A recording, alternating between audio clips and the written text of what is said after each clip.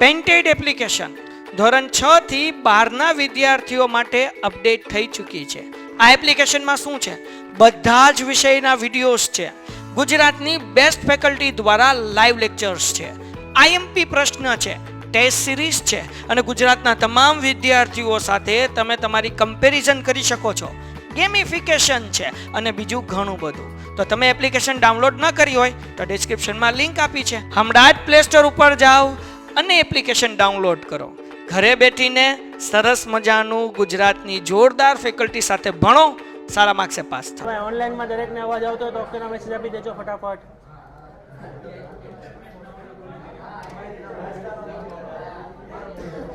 ભાઈ ઓનલાઈનમાં અવાજ આવતો હોય તો ઓકેના મેસેજ આપી દેજો. અલે ભાઈ શાંતિથી બેઠો. હવે તને નથી કહેતો, બધાને કહું તું માથે નો ઓઢી લે. હવે આપણે સેક્શન એ આજે આપણે જોવાનો છે. ટોટલ 12 ચેપ્ટરનો 12 ચેપ્ટરની અંદર બોર્ડમાં પૂછાઈ ગયેલા જેટલા પ્રશ્નો છે અત્યાર સુધીના, એટલે કે લાસ્ટમાં જુલાઈ 25 સુધીના જેટલા બોર્ડમાં પૂછાઈ ગયેલા પ્રશ્નો છે એ બધા આપણે જોવાના છે. માર્ચ 18 થી લઈને અત્યાર સુધી. કોઈનો મને ન્યુસન્સ ન જોયો ને ક્લાસમાં ભાઈ, જેને ન્યુસન્સ ક્રિએટ કરે બાજુમાં બેસી જાજો, જગ્યા ખાલી જ છે. આપણે સેક્શન એ જોવાનો છે. ટોટલ તું પણ આગળ વહી આવ, અહીંયા તો 12 વયો જા.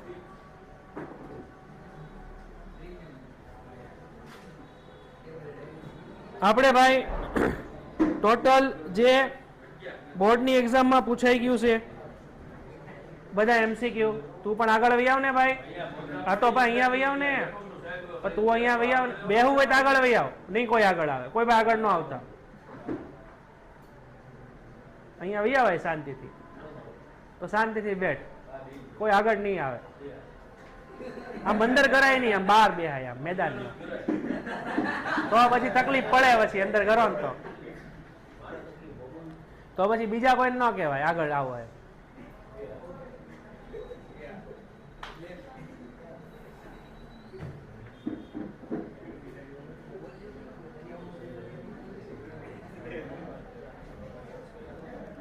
હવે અહીંયા ભાઈ દરેકનું ધ્યાન. બોર્ડમાં પૂછાઈ ગયેલા જે પ્રશ્નો છે સેક્શન એ ની અંદર, એની અંદરથી આપણે ચેપ્ટર નંબર 1 અત્યારે જોઈએ છીએ. એમાં આપણી પાસે સૌથી પહેલો સવાલ છે જે માર્ચ 18 અને જુલાઈ 22માં પૂછાઈ ગયેલો છે કે ભાઈ ઉચ્ચ સપાટી સંચાલનમાં કોનો સમાવેશ થાય છે?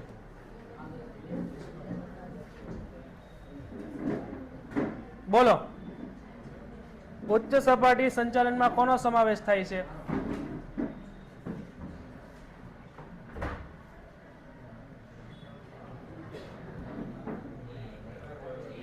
આમાંથી ઉચ્ચ સપાટી સંચાલનમાં કોનો સમાવેશ થાય? બોલો. હજુ આટલું નથી આવડતું તમને. હવે એ કોણ બોલે છે? એ કોણ બોલે છે? બોલો હાલો પેલા. ભાઈ આવું કઈ આવે નહીં, શાંતિથી બેહાય. આ જનરલ મેનેજર આવે.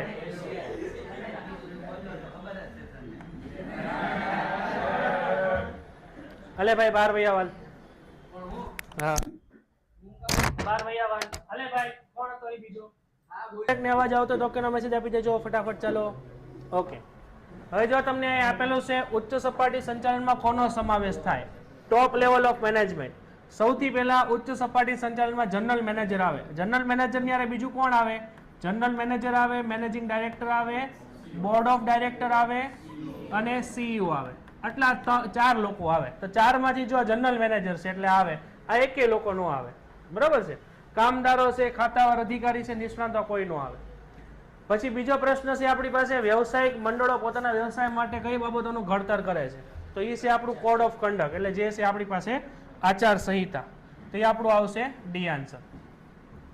નીચેનામાંથી કોનો સમાવેશ સંચાલનની એક પણ સપાટીમાં થતો નથી? બોલો શું આવે આમાંથી? કોનો સમાવેશ એક પણ સપાટીમાં થતો નથી? બોલો હાલો. ત્રીજામાં શું આન્સર આવશે ઓનલાઈનમાં? બોલો. ઓકે, નિરીક્ષકો આવે. તમારી આકૃતિ તમે જુઓ, તેમાં નિરીક્ષકો લખેલું છે. પછી જોબરો લખેલું છે, બરાબર છે ને, હિસાબી અધિકારી આ બે તળ સપાટીમાં લખેલો છે, આ બીજી સપાટીમાં લખેલું છે, એટલે આ એનો આન્સર આવે. હવે આ પ્રશ્ન છે માર્ચ 19માં પૂછાઈ ગયેલો છે. પછી આપેલું છે કે નીચેના પૈકી કોઈ એકની માનવ સંસાધન સંચાલનમાં સમાવેશ થતો નથી. માનવ સંસાધન સંચાલનની પહેલા બે વ્યાખ્યાઓ હતી, ભરતી, પસંદગી, તાલીમ, બઢતી, બદલી, અપકર, છૂટા કરવા, નિવૃત્તિ પછીના કાર્યો. ટોટલ એટલા મુદ્દા આવે. આમાંથી કઈ વસ્તુ ન આવે બોલો? આની અંદર જો તાલીમ આપણે ભણી ગયા, વિકાસ ભણી ગયા, પસંદગી ભણી ગયા, ભરતી ભણી ગયા, બદલી, બઢતી આ બધું ભણી ગયા, સમારકામ અને જાળવણી ન આવે. આ નથી જોવાનું છે હો. પછી આયોજન એ વ્યવસ્થા તંત્રનું મગજ છે, સોરી આયોજન એ ધંધાકીય એકમનો મગજ છે. વ્યવસ્થા તંત્ર શું છે એ આપણને બધાને ખબર જ છે. પછી છે પ્રવૃત્તિની દ્રષ્ટિએ સંચાલન કેવી પ્રવૃત્તિ છે, તો એ લક્ષણો તમને ખબર છે કે સર્વવ્યાપી પ્રવૃત્તિ છે. પછી અન્ય વ્યક્તિ પાસેથી કામ લેવાની કળા એટલે શું થાય એ બધાને ખબર જ છે, અને સંચાલન કહેવાય.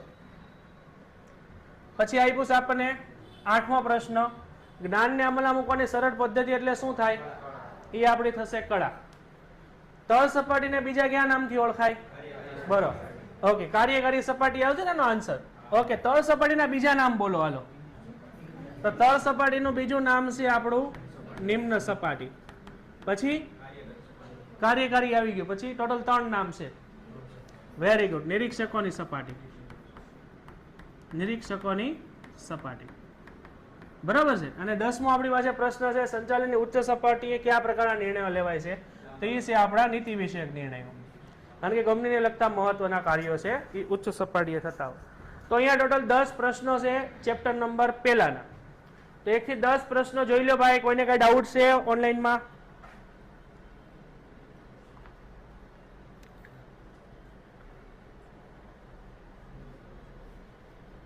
ઓનલાઈનમાં કોઈને કઈ ડાઉટ છે 1 થી 10 MCQ ની અંદર?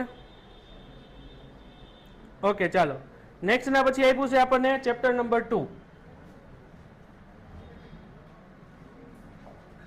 ઓકે, ચેપ્ટર નંબર 2 ના આપણે MCQ જોઈએ. તો સૌથી પહેલા આપણી પાસે MCQ છે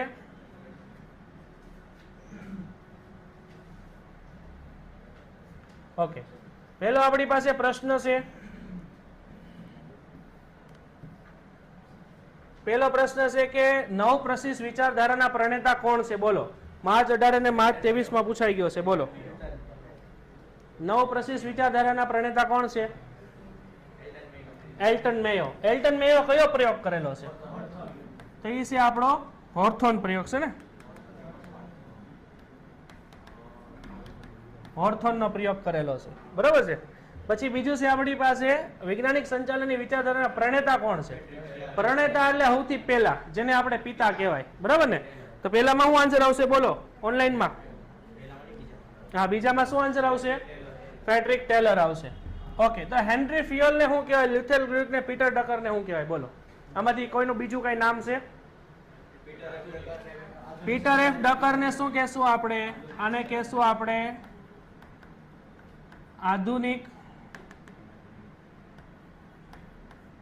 આધુનિક સંચાલનના પિતા. આ મેં તમને લખાવ્યું હતું. ફ્રેડરિક ટેલરને શું કહેશું આપણે? વૈજ્ઞાનિક સંચાલનના પિતા. રેડી છે? પછી આપ્યું તમે તમારા માણસોને હાચવો, તમારું કામ એ બધું હાચવી લે. એ પ્રોફેસર ઉર્વી ગી આપણને બધાને ખબર જ છે. ચોથો પ્રશ્ન છે આપણી પાસે, ધ્યેયલક્ષી સંચાલનના સિદ્ધાંતના પ્રણેતા કોણ છે? જુઓ, 2 પ્રકારના સિદ્ધાંતો હતા, મેં તમને અલગથી ભણાવ્યા હતા, બરાબર છે. છેલ્લા મુદ્દાની અંદર આવે. તો ચોથામાં શું આન્સર આવશે? બોલો ફટાફટ. ઓકે, ધ્યેયલક્ષી સંચાલનની આને બીજો કયો સિદ્ધાંત આપ્યો તેણે? Very good. તો ધ્યેયલક્ષી સંચાલનના પહેલો હતો અને બીજો હતો આપણો સ્વનિયમનનો સિદ્ધાંત. તો આ તો આપણું પીટર એફ ડ્રકર. પછી તમને આપ્યું છે, જો કર્મચારીને તમારી કાર્યક્ષમતાનો યોગ્ય બદલો ન મળે તો તે શેમાં વધારો થાય છે? બોલો, કઈ થશે? મજૂર ફેરબદલી દરમાં વધારો થાય છે. પછી આપ્યું છે કે સંચાલનના સિદ્ધાંત એ શું છે? અનુભવનો નિચોડ. બીજું શું છે? અનુભવનો નિચોડ છે. પછી 3 વસ્તુ છે ટોટલ. સંચાલનના સિદ્ધાંત એ અનુભવનો નિચોડ છે, પછી એ રૂઢિ છે, અને બીજી એ પદ્ધતિઓ છે. પદ્ધતિ નહીં, રૂઢિ, અનુભવનો નિચોડ, અને ત્રીજું કયું છે? કાઢો બુકમાં જો. એ રૂઢિ છે, અનુભવનો નિચોડ છે, અને ત્રીજું તારણો છે. ધારણાઓ છે. એ ધારણાઓ છે, રૂઢિ છે અને અનુભવનો નિચોડ છે. પછી 7મો પ્રશ્ન છે આપણી પાસે, શ્રમ વિભાજનના અમલ દ્વારા નીચેનામાંથી કઈ પ્રવૃત્તિ શક્ય બને છે? તો તમે શ્રમ વિભાજનનો અમલ એટલે કે તમે નવા લોકોને લાવો, બરાબર છે, તો વિશિષ્ટીકરણનો ફાયદો તમને થાય. પછી આધુનિક સંચાલનના પિતા કોણ છે? આપણા પીટર એફ ડ્રકર, જે આપણે ઓલરેડી અહીંયા આગળ જોઈ ગયા છીએ. તો અહીંયા તમારા ટોટલ 8 પ્રશ્નો છે જે અત્યાર સુધીના તમારી એક્ઝામમાં પૂછાઈ ગયેલા છે. બીજા ચેપ્ટરમાં કોઈને કઈ ડાઉટ છે હવે ઓનલાઈનમાં?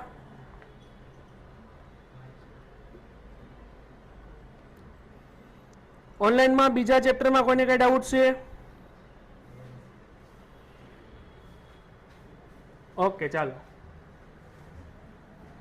પછી આપણે ચેપ્ટર નંબર 3 ની વાત કરીએ તો સૌથી પહેલો પ્રશ્ન છે આપણી પાસે,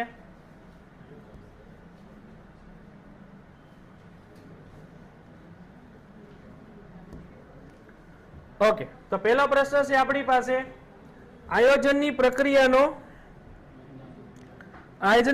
અંતિમ તબક્કો કયો છે? બોલો. યોજનાનું મૂલ્યાંકન કરવું. તો પહેલો તબક્કો કયો છે? બોલો. હેતુ નિર્ધારણ. તે છે આપણું હેતુ નિર્ધારણ. આ હેતુ નિર્ધારણ આપણું પહેલું છે અને આ આપણું છેલ્લું છે, બરાબર છે.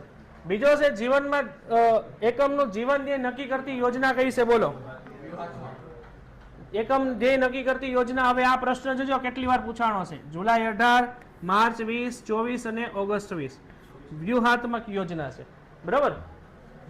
નેક્સ્ટ ના પછી તમને ત્રીજો સવાલ આપેલો છે, સફળ આયોજનની પૂર્વ શરત કઈ છે? તો આયોજન છે એ પરિવર્તનશીલ છે, કારણ કે ભવિષ્ય ઉપર આધારિત છે, તેનું આવશે પરિવર્તનશીલતા. પછી આયોજનને કોની સાથે સંબંધ છે? જે આપણને બધાને ખબર જ છે, એને ભવિષ્ય સાથે સંબંધ છે. આયોજનનું કાર્ય એટલે કેવું કાર્ય છે? એ પસંદગીનું કાર્ય છે. શું લેવા પસંદગીનું કાર્ય છે? કારણ કે આયોજનની વ્યાખ્યામાં આપણે કીધેલું છે વિવિધ વિકલ્પોમાંથી શ્રેષ્ઠ વિકલ્પની પસંદગી. પછી આપ્યું છે કે નીચેનામાંથી આયોજનનો ઘટક જણાવો. હવે ટોટલ પેલા ઘટક કેટલા શીખ્યો? 7 ઘટક છે. Very good. આપણી પાસે 7 ઘટક છે. આમાંથી કયું ઘટક છે? જોવો તો નિયમો છે, ઘટક છે. હવે આ દોરવણી છે, અંકુશ છે. આ બંને તો શું છે? આ બંને સંચાલનના કાર્યો છે ને, સતત પ્રક્રિયા છે એનું લક્ષણ છે. જ્યારે નિયમો છે એનું ઘટક છે. તો આ આપણે આવશે નિયમો. પછી આપ્યું છે વિશિષ્ટ હેતુઓની સિદ્ધિ માટે કઈ યોજનાનો અમલ થાય છે? તો વિશિષ્ટ હેતુ માટે આપણે એક ઉપયોગી યોજના. એક ઉપયોગી યોજના એટલે વિશિષ્ટ હેતુ પૂરો થઈ જાય એટલે યોજના પણ શું થઈ જાય? પૂરી થઈ જાય. તો અહીંયા ત્રીજું ચેપ્ટર આખું પૂરું થાય છે. ત્રીજું ચેપ્ટરમાં કોઈને કઈ ડાઉટ હોય તો પૂછો ઓનલાઈનમાં, નકર આપણે આગળ વધીએ. ચાલો ફટાફટ.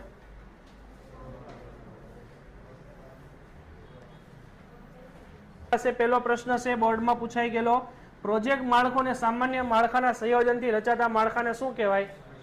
એ આપણું છે કયું? આમાંથી આવશે શ્રેણી. અને મેટ્રિક્સ કહેવાય. આની અંદર 2 રીતે હોય, તમે આવી રીતે જોયેલું છે. આ આખી વ્યવસ્થા તંત્ર છે, એક આ તરફ હોય ને એક આ તરફ હોય. તો આ જે ઊભી વ્યવસ્થા છે એ આપણી મેનેજર હોય એમાં હેડ, અને આમાં આપણા જનરલ મેનેજર હેડ હોય, બરાબર ને. આમાં પ્રોજેક્ટ મેનેજર હોય, આમાં જનરલ મેનેજર હોય. તો આની અંદર 2 માળખા છે. એક પ્રોજેક્ટ માળખું, તો એ ઊભું માળખું છે, આ ઊભું માળખું છે. અને સામાન્ય માળખું એટલે આપણું આડું માળખું હતું, બરાબર. ના સોરી, પ્રોજેક્ટ માળખું એટલે આડું ને સામાન્ય માળખું એટલે ઊભું, બરાબર છે. એ છે આપણું શ્રેણિક વ્યવસ્થા તંત્ર. બીજું છે આપણે નીચેનામાંથી શું અપનાવવાથી ભાવિ સંચાલકો તૈયાર થાય છે? બોલો. એ છે આપણું વિકેન્દ્રીકરણ, જેનાથી આપણે નવા લોકોને મેનેજમેન્ટ કરવા માટેની તક આપણે આપતા હોઈએ. પછી આપ્યું છે આપણને માનવ સંસાધનને આધારે કુદરતી રીતે રચાયેલું માનવ સંબંધોનું માળખું. એ કયું છે?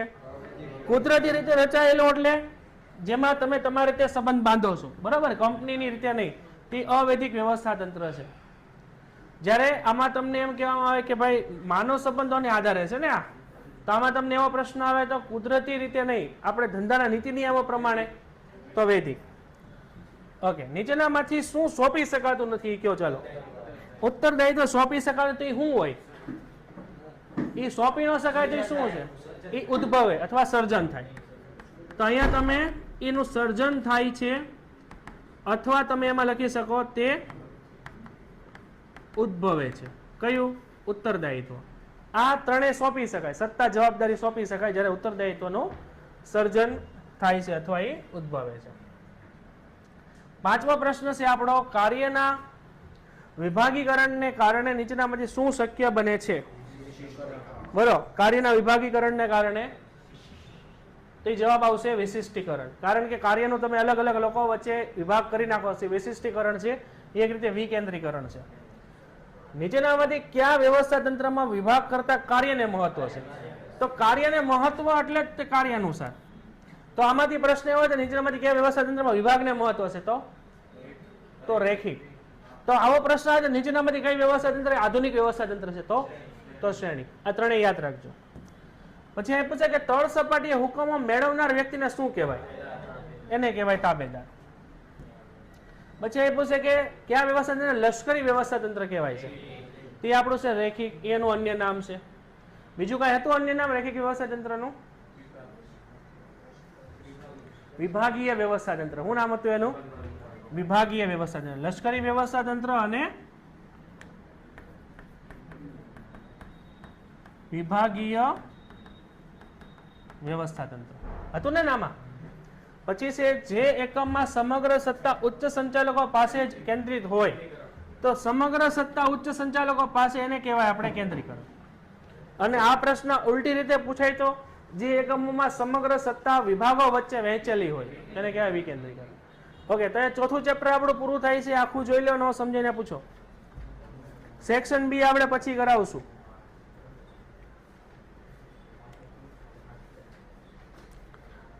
એક થી 4 ચેપ્ટરમાં આપણે બોર્ડમાં પૂછાઈ ગયેલા બધા પ્રશ્નો અત્યારે સોલ્વ કર્યા છે.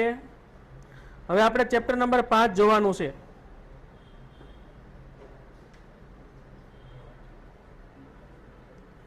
ઓકે, ચેપ્ટર નંબર 5 નું શું નામ છે?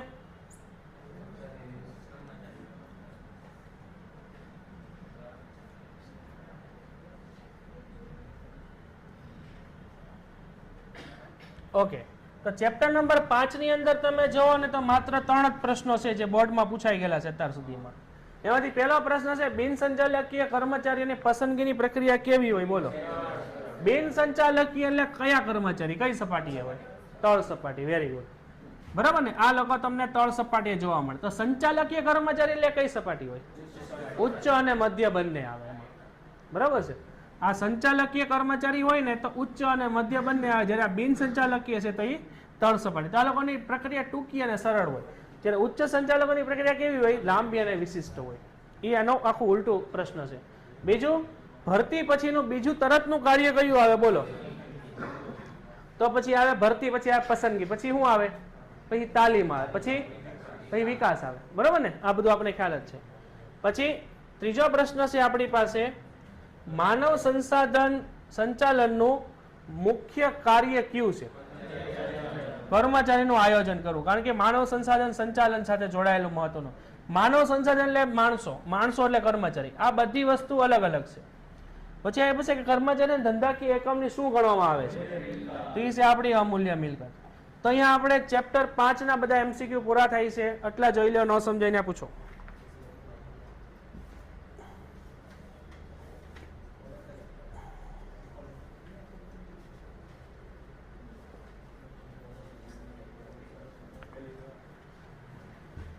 સમજાય છે દરેક ને? આમાં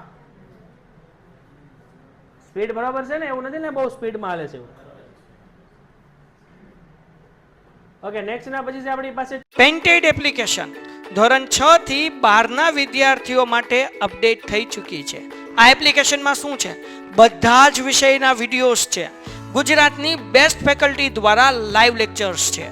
IMP પ્રશ્ન છે, ટેસ્ટ સિરીઝ છે અને ગુજરાતના તમામ વિદ્યાર્થીઓ સાથે તમે તમારી કમ્પેરિઝન કરી શકો છો. ગેમિફિકેશન છે અને બીજું ઘણું બધું. તો તમે એપ્લિકેશન ડાઉનલોડ ન કરી હોય તો ડિસ્ક્રિપ્શનમાં લિંક આપી છે. હમણાં જ પ્લે સ્ટોર ઉપર જાઓ અને એપ્લિકેશન ડાઉનલોડ કરો. ઘરે બેઠીને સરસ મજાનું ગુજરાતની જોરદાર ફેકલ્ટી સાથે ભણો, સારા માર્ક્સે પાસ થાઓ. Chapter number 6. Okay, chapter number 6 ની અંદર આપણી પાસે પહેલો પ્રશ્ન છે, દોરવણીની જરૂર કઈ સપાટીએ હોય છે?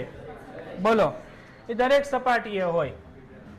દરેક સપાટી એટલે તળ સપાટીએ દોરવણી કોણ આપે? તળ સપાટીએ દોરવણી આપે મધ્ય સપાટી. મધ્ય સપાટીએ દોરવણી કોણ આપે? તો ઉચ્ચ સપાટીએ દોરવણી કોણ આપે? નિષ્ણાંતો, નિષ્ણાંતો, બરાબર છે. તો ઉચ્ચ સપાટીએ નિષ્ણાંતો આવે. આજે ઉચ્ચ સપાટી હોય ને ત્યાં નિષ્ણાંતો હોય, મધ્ય સપાટીએ ઉચ્ચ સપાટી, તળ સપાટીએ મધ્ય સપાટી હોય. એટલે બધી જગ્યાએ તમને ત્રણેય સપાટીએ જોવા મળે. એટલે કેવી છે? દરેક સપાટીએ. બીજું છે પ્રોત્સાહન આપીને અપેક્ષિત ધ્યેય પ્રાપ્ત કરવાની પ્રક્રિયાને આપણે શું કહેવાય? બોલો. અભિપ્રેરણા, જેને આપણે કહેવાય મોટિવેશન. અભિપ્રેરણાના કેટલા પ્રકાર છે? અભિપ્રેરણાના બે. Very good. કયા કયા? નાણાકીય અને બિન નાણાકીય. હા, એ થયું ને અભિપ્રેરણાના પ્રોત્સાહનના પ્રકાર. પછી છે આપણી પાસે તળ સપાટી સંચાલનથી અહેવાલ સ્વરૂપે ઉચ્ચ સપાટી સુધી જે અહેવાલ મોકલવામાં આવે એને શું કહેવામાં આવે? માહિતી પ્રેષણ. આ છે આપણું માહિતી સંચાર અને માહિતી પ્રેષણ વચ્ચે શું ફરક છે, જે આપણે સ્ટાર્ટિંગમાં ભણ્યા હતા. તો જ્યારે ઉચ્ચ સપાટીથી કોઈ માહિતી તળ સપાટી તરફ આવે તો આને કહેવાય માહિતી સંચાર, બરાબર. અને તળ સપાટીથી કોઈ માહિતી ઉચ્ચ સપાટી તરફ જાય તો આને કહેવાય માહિતી પ્રેષણ. માહિતી પ્રેષણ, જેને આપણે બીજી ભાષામાં ઉત્તરદાયિત્વ પણ કહેતા હોઈએ. ઉત્તરદાયિત્વ પણ આપણે આને કહેતા હોઈએ, બરાબર છે. તે આવશે માહિતી પ્રેષણ. ચોથો પ્રશ્ન છે આપણે નીચેનામાંથી કયું પ્રોત્સાહન નાણાકીય પ્રોત્સાહન છે? બોલો. નાણાકીય પ્રોત્સાહન કયું છે કે જેમાં પૈસા મળતા હોય? જો પ્રશંસા, વાહ ભાઈ તું બહુ સારો, ક્યાં પૈસા મળ્યા? ન મળ્યા, એટલે આ ન આવે. કામની કદર, ભાઈ તારી જેવું કામ કોઈ ન કરે, પૈસા જ ન મળ્યા. રોજગારની સલાહ, ભાઈ તને કોઈ નહીં કાઢે, પૈસા નથી મળ્યા. પરંતુ બઢતી આપો એટલે પગાર વધે, બરાબર. બઢતી આપો એટલે શું થાય? પગારમાં વધારો થાય ને, એટલે નાણાકીય પ્રોત્સાહન છે. રેડી છે. પછી આપ્યું છે કે નેતૃત્વનું અમલ માટે શાનું અસ્તિત્વ હોવું જરૂરી છે? નેતૃત્વ માટે આપણે શેનું અસ્તિત્વ હોવું જોઈએ? તાબેદારોનું. ઓકે, નેતૃત્વ માટે તાબેદારોનું અસ્તિત્વ હોવું જરૂરી છે. બીજો એક પ્રશ્ન કયો હતો? તાબેદારો નેતૃત્વ વાળા વ્યક્તિને પછી સ્વીકારતા પણ હોવા જોઈએ, બરાબર. નેતૃત્વનો સ્વીકાર અને તાબેદારોનું અસ્તિત્વ, આ બે લક્ષણો હતા. ખ્યાલ હોય તો તમને પેલા બે મેં તમને લખાયા હતા એક હારે. તો અહીંયા આપણું ચેપ્ટર પૂરું થાય છે. આ કેટલામું ચેપ્ટર હતું આપણું? 6થું ચેપ્ટર હતું. ઓકે, અહીંયા સુધી ઓકે છે દરેકને? 1 થી 6 ચેપ્ટર આપણે કમ્પ્લીટ કરી. આવે 7મું ચેપ્ટર આપણે આવીએ છીએ.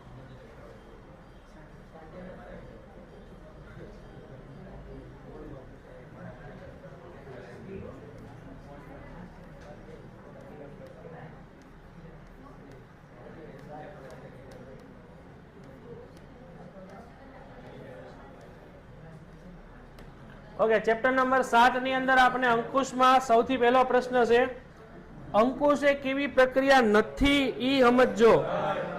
એ જળ નથી, કેવી છે? પરિવર્તનશીલ છે. અંકુશ એ કેવી પ્રક્રિયા છે? એ પરિવર્તનશીલ છે.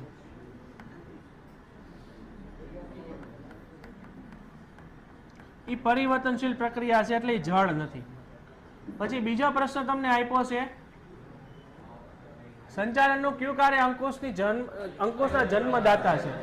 અંકુશના જન્મદાતા એટલે કે એ છે આયોજન. આયોજન હશે તો જ બધી વસ્તુ હશે. એ પૂર્વ શરત છે. Very good. તો જન્મદાતાની જગ્યાએ આપણે લખી શકીએ પૂર્વ શરત. આમ પણ પૂછાય. અને એક સિક્કાની બે બાજુ પણ આવે, બે જોડિયા બાળકો પણ આવે, બરાબર. હગી બેનું આવે. હા, એ બધું તું બુકમાં વાંચજે એટલે આપેલું છે.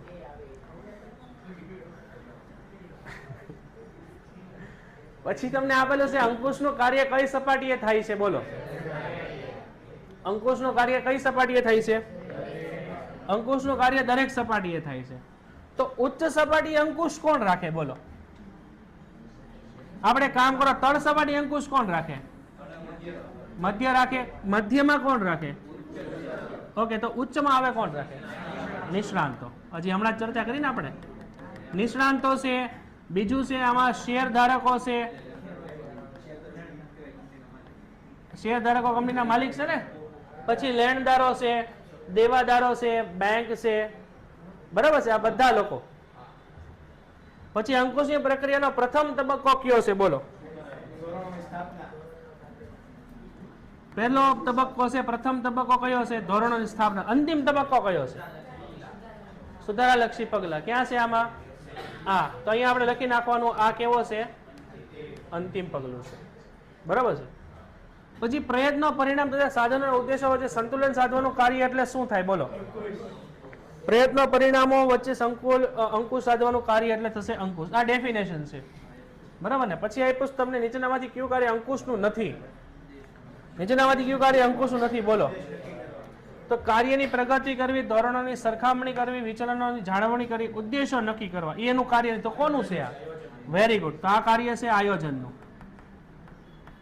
આયોજનનું કાર્ય છે ને એ અંકુશનું કાર્ય નથી પછી આયોજન અનુસાર કાર્ય થાય છે કે નહીં તે જોવાની કામગીરી સંચાલનનું કયું કાર્ય કરે છે એ કાર્ય કરે છે અંકુશ તો અહીંયા 7મું ચેપ્ટર પૂરું થાય છે ઓનલાઈનમાં જોઈ લો કોઈને કઈ ડાઉટ હોય તો પૂછો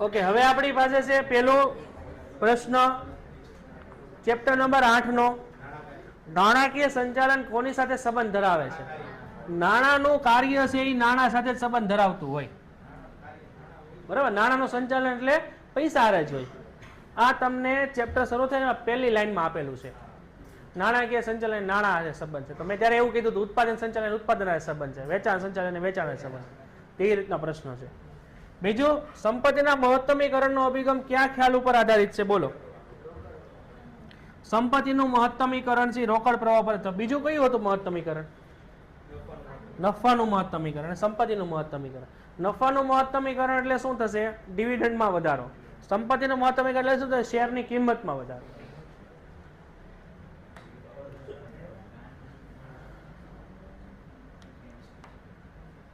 ઓકે નેક્સ્ટ ના પછી આપણે ત્રીજું આપેલું છે ચાલુ જવાબદારીઓ કરતા ચાલુ મિલકતો વધે તો શું થાય બોલો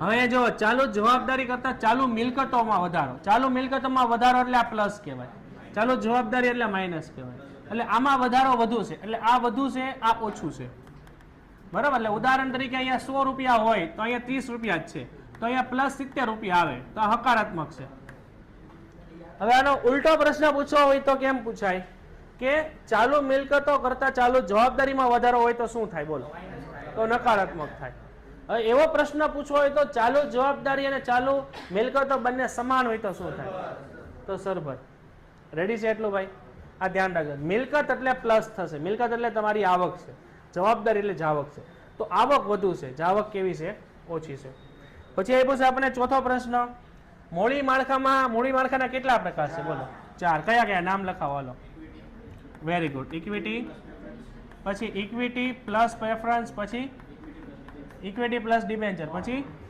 equity plus preference plus debenture ready છે એટલે તમે જે બધું ભણ્યા છો એ જ બધું આમાં આવે કઈ નવું ન આવે આવડે જ તે આમાં તમને એકવાર ધ્યાન આપી દીધું હોય ને ભણવામાં તો ડિવિડન્ડ કઈ મૂડી ઉપર ચૂકવાય છે બોલો ડિવિડન્ડ કઈ મૂડી ઉપર ચૂકવાય છે ઓનલાઈનમાં બોલો સોનામાં ભરપાઈ થયેલી મૂડી ઉપર જ ચૂકવાય છે બોલો ભરપાઈ થયેલી મૂડી ઉપર જ કેમ ચૂકવાય તો જેને પૈસા આપી દીધા એને ડિવિડન્ડ દેવાનું હોય ને જેને પૈસા બાકી હોય એને ડિવિડન્ડ દેવાનું ન હોય આવું તમે એસપી માં આવતું હશે ઓલો અરે ઓલામાં આવે કંપનીની સભાઓમાં એમાં મત આપવાનો અધિકાર તો મત આપવાનો અધિકાર કોને ન હોય જેના શેર જપ્ત થયા હોય અથવા જેના શેરના હપ્તા બાકી હોય એને પછી ઇક્વિટી મૂડી અને દેવાનું યોગ્ય પ્રમાણ એટલે કયું થશે ઇષ્ટતમ મૂડી માળખું ઓલરેડી આપણે જોયેલું છે બંને ઇક્વલ હોય વિદેશી રોકાણ સંસ્થાઓને તેની નોંધણી ક્યાં કરવાની હોય તે આપણે ખબર જ છે સેબી સેબીનો ફૂલ ફોર્મ શું થશે બોલો security exchange board of India પછી રોકાણ અંગેના નિર્ણયો એટલે કયાના નિર્ણયો થશે બોલો તે મૂડી બજેટિંગના થશે પછી આપ્યું છે સંપત્તિના મહત્તમીકરણનો બીજો હેતુ ક્યાં નામે ઓળખાય છે સંપત્તિનું મહત્તમીકરણનો બીજો હેતુનું શું નામ છે બોલો ચોખ્ખું વર્તમાન મૂલ્યનું સૂત્ર બોલો હાલો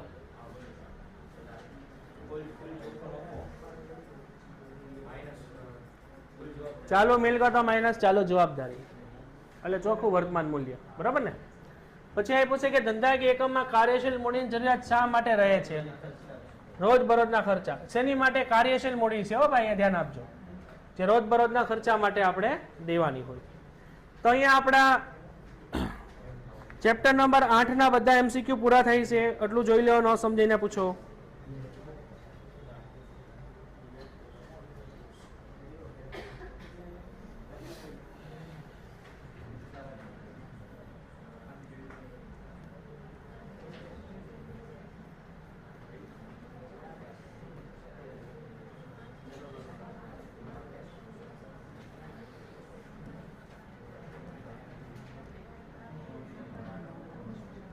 ઓકે, નેક્સ્ટ ના પછી આપણને ચેપ્ટર આપેલું છે કયું? Chapter number 9. તો ડિપોઝિટરી ધારો કયા વર્ષમાં અમલમાં આવ્યો? બોલો. 1996 માં. સેબી નો કાયદો ક્યારે અમલમાં આવ્યો હતો? 1992 માં. 91 માં બહાર પડ્યો, 92 માં અમલમાં આવ્યો. ટ્રેઝરી બિલ ભારત સરકારમાં કોણ બહાર પાડે? બોલો. Reserve bank of India. Treasury બિલમાં ઈ જ આવે. જામીનગીરીના ખરીદ વેચાણ માટેના કેટલા પ્રકારના ઓર્ડર હોય છે? બોલો. કયા કયા નામ આપો? હાલો. ઓર્ડર જામીનગીરીના ખરીદ વેચાણના કેટલા પ્રકારના ઓર્ડર હોય? બોલો. હવે હું નથી આવડતું, મેં શીખવાડ્યું હતું. એ બે પ્રકારના ઓર્ડર હોય છે. કેમ ગયું? હા, એમાં પેલું છે એ માર્કેટ ઓર્ડર છે, અને બીજું છે એ લિમિટેડ ઓર્ડર છે. આનું કોનું ઓલું આનું ડીમેટ એકાઉન્ટ બતાવ્યું નતું આખું ટ્રેડિંગ કરીને? માર્કેટ ઓર્ડર અને બીજું શું છે લિમિટેડ ઓર્ડર, બંને વચ્ચે શું ફરક છે? બોલો. બોલ. હા, લિમિટમાં આપણે સેટ કરી નતું આપણે જોયું શેર કેમ ખરીદાય. તો પછી છે નવી જામીનગીરી બહાર પાડવા માટેનું વેચાણ માટેનું બજાર એટલે કયું બજાર થશે? બોલો. પ્રાથમિક. શું લેવા? કારણ કે નવી જામીનગીરી બહાર પાડવાની છે. તો અગાઉથી બહાર પાડેલી જામીનગીરી માટે કયું હોય? તે ગૌણ હોય. આ ગૌણ બજાર એટલે કયું બજાર? તો આ શેર બજાર. આ શેર બજાર એટલે જ ગૌણ બજાર. બે એક જ થયું. તો આ બંને ઓપ્શન એક જ કહેવાય, બરાબર છે? એ સટ્ટા બજાર નો કહેવાય. સટ્ટા બજાર વસ્તુ અલગ છે. એ શેર બજાર જ કહેવાય, પરંતુ એવો આપણે નામ ન થાય, એની અંદર ડિટેલમાં ખાલી કીધેલું છે, એટલે એ આપણા સિલેબસમાં નથી. પછી 1 વર્ષ કે તેથી ઓછા સમય માટે બહાર પાડવામાં આવતી જામીનગીરી કઈ છે? બોલો. 1 વર્ષથી ઓછા સમય માટે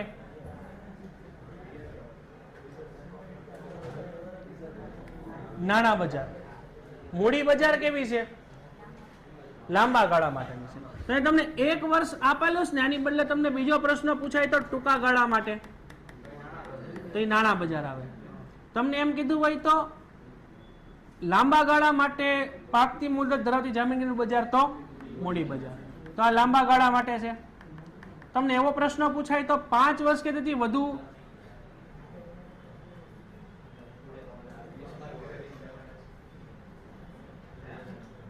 ઓકે. 10મા ચેપ્ટર ની અંદર આપણી પાસે પહેલો પ્રશ્ન છે,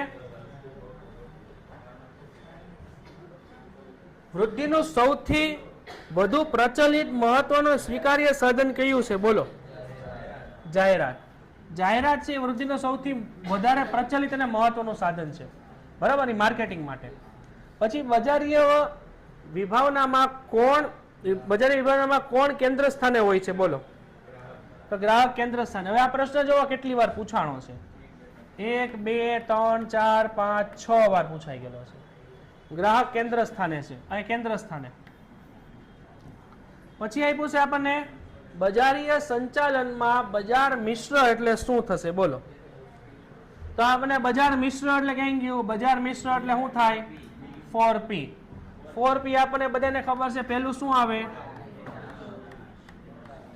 પ્રોડક્ટ, બીજું પ્રાઇસ, પછી પ્લેસ, અને પછી પ્રમોશન. આ લાઈનમાં દોવું જોઈએ, બરાબર ને? તો અહીંયા પ્રોડક્ટ એટલે આપણી થશે આપણી પેદાશ, પછી આપણી થશે કિંમત, પછી આપણી થશે વિતરણ, અને પછી આપણી થશે અભિવૃદ્ધિ. હવે આ પ્રમાણે લાઈનમાં કયું છે? ગોતો. જો પેદાશ, પછી કિંમત, પછી વિતરણ અને અભિવૃદ્ધિ. પેદાશ ઉત્પાદન એટલે ટૂંકમાં આમાં ઉત્પાદન નથી, બરાબર છે. ટૂંકમાં આ વિતરણ અહીંયા આવે ને અભિવૃદ્ધિ છેલ્લે આવે. ટૂંકમાં સી આ તે. હવે જો આની અંદર તમને આવી રીતના પ્રશ્ન આપેલો હોય, પેદાશ, કિંમત, વિતરણ અને અભિવૃદ્ધિ, અને આવો પ્રશ્ન આપ્યો પેદાશ, કિંમત, અભિવૃદ્ધિ અને વિતરણ, તો આ જવાબ વાંચવો પડશે, કારણ કે એમાં વિતરણ તમારે સૌથી છેલ્લે રાખવાનું છે. નેક્સ્ટ પછી આપણો ચોથો સવાલ છે, અભિવૃદ્ધિ દ્વારા શું કરવામાં આવે છે? અભિવૃદ્ધિ આપણે શું લેવા કરીએ છીએ? વેચાણ આપણું વધે. અભિવૃદ્ધિ માટે ઘણી બધી પ્રયુક્તિઓ છે. કઈ કઈ છે પ્રયુક્તિઓ? સૌથી પહેલા ગિફ્ટ, પછી કૂપન, પછી ડિસ્કાઉન્ટ, વટાવ, આ બધું હતું ને, આ બધી વસ્તુ આવે. વ્યાજ વગરની લોન, વેરી ગુડ. પછી પાંચમો સવાલ છે આપણો, નીચેનામાંથી કયું કાર્ય બજારીય સંચાલકનું છે?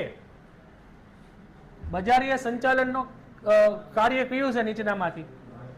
બોલો. માલ વપરાશ યોગ્ય બનાવવો, માલનો સંગ્રહ કરવો, બજાર વિભાજન કરવું કે વેચાણ કરવું? માલને વપરાશ યોગ્ય બનાવો. એના કાર્યોની અંદર તમે જોવો તો આપેલું છે, આવું બધું કાંઈ નથી આપેલું, બરોબર છે. પછી આપ્યું છે કે બ્રાન્ડિંગનો મુખ્ય ઉદ્દેશ્ય કયો છે? બ્રાન્ડિંગનો મુખ્ય ઉદ્દેશ્ય આપણી પ્રોડક્ટ હરીફ પેદાશોથી કેવી લાગે? અલગ લાગે. એ બ્રાન્ડિંગનો મુખ્ય ઉદ્દેશ્ય છે. સાતમો પ્રશ્ન છે, જ્યારે ઉત્પાદક ગ્રાહકને સીધું વેચાણ કરતો હોય ત્યારે કેટલી સપાટીઓની વિતરણ વ્યવસ્થા હોય?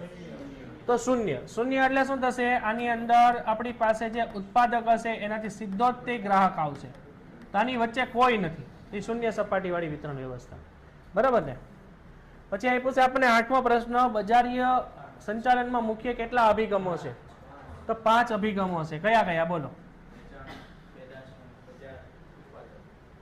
બજારીય સંચાલનમાં મુખ્ય કેટલા અભિગમો છે? બોલો. 5. કયા કયા? બોલ ફરીથી.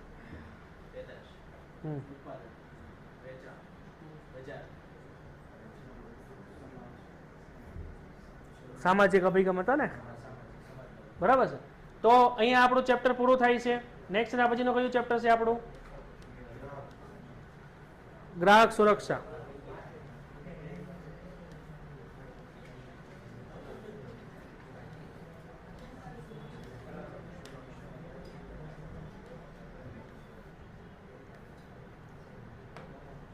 ઓકે, ગ્રાહક સુરક્ષામાં આપણી પાસે પહેલો પ્રશ્ન છે, આંતરરાષ્ટ્રીય કક્ષાએ કયા વર્ષે આપણે ગ્રાહક અધિકાર દિવસ મનાવીએ છીએ? બોલો. તો આની અંદર બધાને ખબર છે, આપણે ડેટ એક જ છે, 15 માર્ચ. તો અહીંયાનો જવાબ આવશે 15 માર્ચ. નેક્સ્ટ ના પછી શું આપ્યું છે આપણને?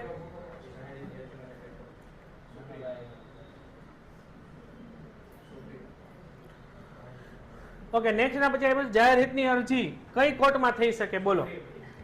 અહીંયા આવે સુપ્રીમ કોર્ટ અને હાઈકોર્ટ બંને આવે. જો આમાંથી કદાચ હાઈકોર્ટ અને સુપ્રીમ કોર્ટ બંને આપેલું હોય ને તો ગ્રેસ મળે એમાં, બરાબર છે. અહીંયા હાઈકોર્ટે આવે, સુપ્રીમ કોર્ટે આવે અને હાઈકોર્ટ પણ આવે, બંને આવે. પછી ગ્રાહક સુરક્ષાનો કાયદો કયા વર્ષમાં હતો? એ આખા ગામને ખબર છે, 1 2 3 4 વાર પૂછાઈ ગયું. વાલીપણાનો સિદ્ધાંત કોણે આપ્યો? એ આપણને ખબર છે. કયા પ્રકારના આયોગમાં સભ્યોની નિમણૂક કેન્દ્ર સરકાર કરે? કેન્દ્ર સરકાર એટલે રાષ્ટ્રીય લેવલે જ હોય. ક્યાં ગયું? આયો. હવે આ પ્રશ્ન આવી રીતના પૂછાય, કયા પ્રકારના આયોગમાં સભ્યની નિમણૂક રાજ્ય સરકાર કરે? જિલ્લા અને રાજ્ય. તો આમાં અને આમાં, આ બંનેમાં છે ને રાજ્ય સરકાર કરે હો ને. રાજ્ય સરકાર આ બંનેમાં આવે, રાજ્ય સ્તરની અને જિલ્લા સ્તરની બંનેમાં. ઓકે, નેક્સ્ટ ના પછીનું આપણું ચેપ્ટર છે